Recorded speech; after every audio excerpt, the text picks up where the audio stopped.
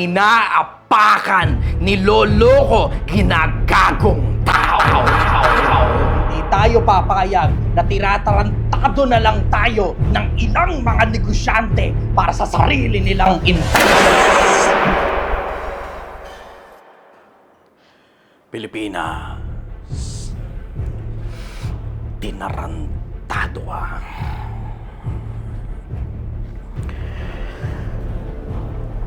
Wag kang papayag na inuulol ka ng ilang mga influencer, Pilipinas.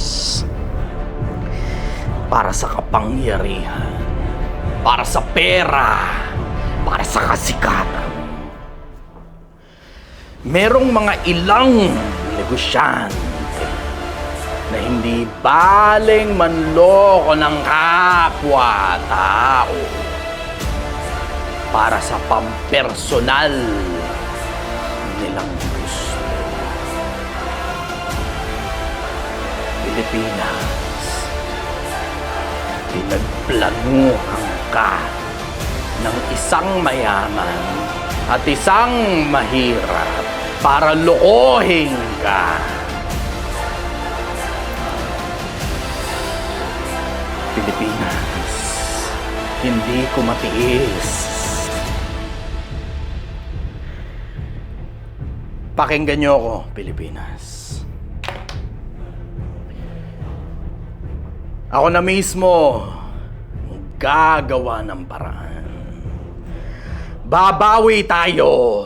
Hindi tayo papayag na tinatarantado na lang tayo ng ilang mga negosyante para sa sarili nilang interes. Ako mismo, Pilipinas, ang magpapakita sa inyo kung paano bumalik sa mahirap, sa pagiging wala, sa pagiging hukluban, sa pagiging ignorante, sa pagiging kawawa. At hindi ako papayag na tinatarantado na lang kayo ng mga ganitong klase ng mga influencer.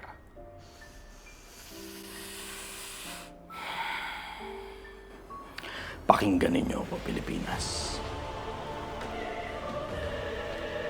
Magpapatawag ako ng ilang mga tao na tutulong sa akin.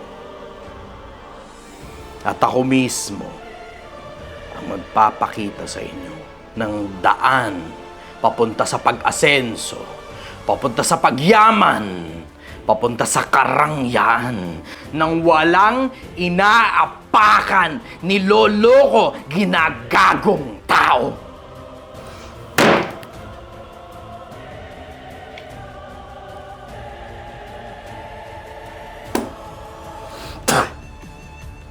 Ipapakita ko sa inyo mismo ang daan, Pilipinas. Hindi kita pababayaan. Abangan.